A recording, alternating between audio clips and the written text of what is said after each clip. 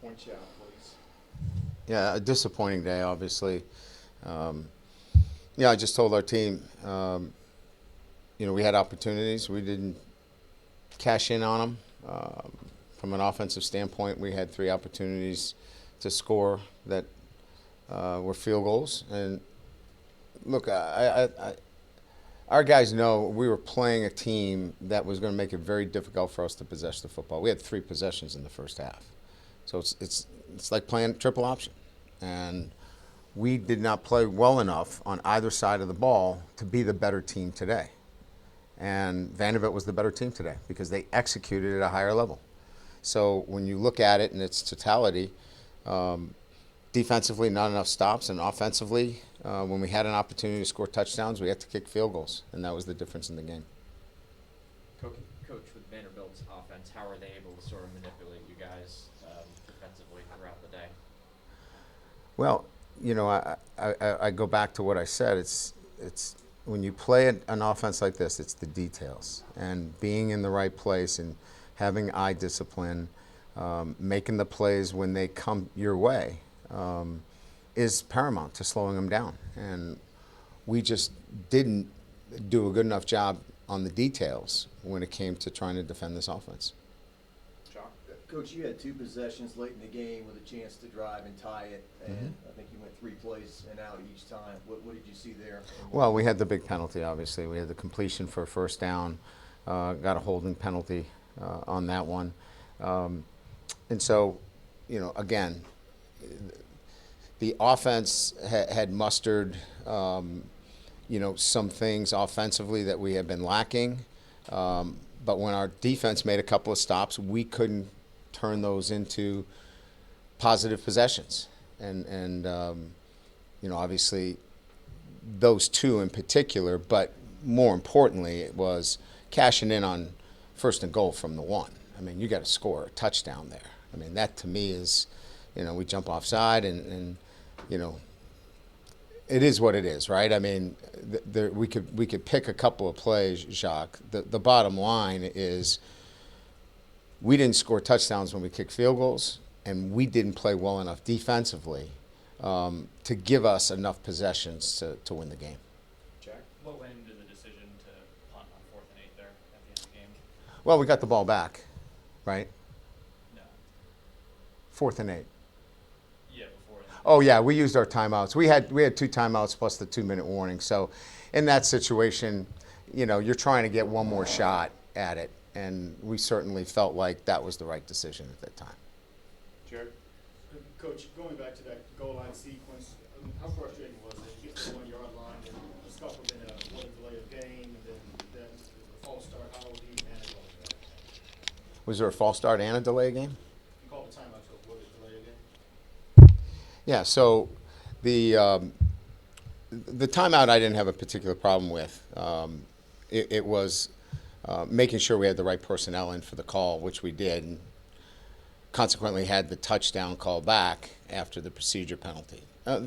We got to punch it in on first and goal from the one. I mean, we'll look at that on film, but again, I think overall that's the frustrating part of where we are offensively is not scoring touchdowns but kicking field goals. Core? Brian, you guys first drive today did get points. It's the first time it's happened this season, but you still had to settle for 3. But did you feel like when you guys were able to put points on the board that it may be something you found something you could sustain throughout the afternoon? Yeah, I mean, I thought when we rallied there in the third quarter with the touchdown and 2-point play, got it to 3.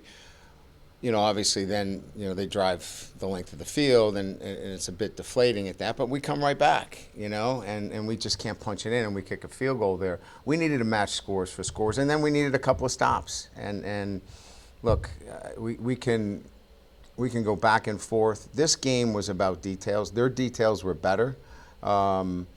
And, we had a plan for Vanderbilt's offense, and we didn't execute it to the highest level. And then from an offensive standpoint, there were some good things there, but again, I think the thing that stands out is not scoring touchdowns when you have an opportunity.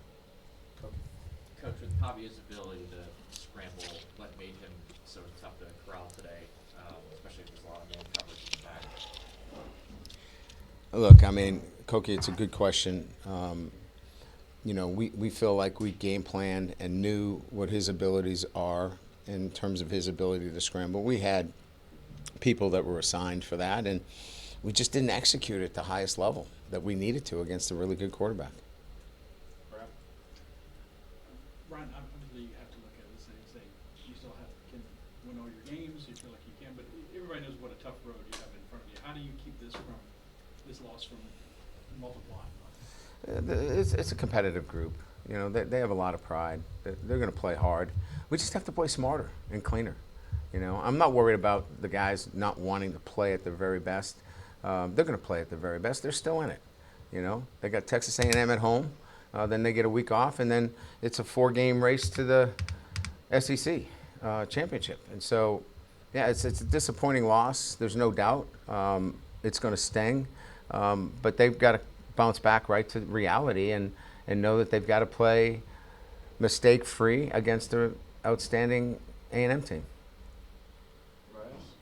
Jock? Did it feel like it was a fast-moving game because they possessed the ball, possessions were limited in the game? Yeah, again, I would go back to the days that I used to have to defend Navy, Air Force, and Army. Those games, but by the time you look up, you've had 3 possessions.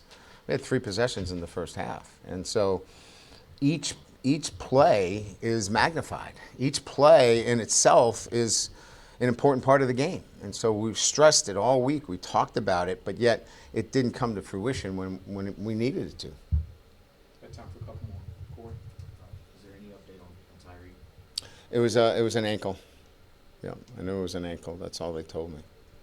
Koki, last one. Without Bernard and Witt, how much did that sort of affect things from a game planning standpoint? Look, I mean, everybody's going to have injuries in this league. Everybody's going to have top guys out. Our next man needs to step up and get the job done. We're not going to fall back on, we didn't have a left tackle, we didn't have this guy, we didn't have that guy. We had good enough players in there to win the game, and we just didn't execute at the highest level necessary against a team that played really well today.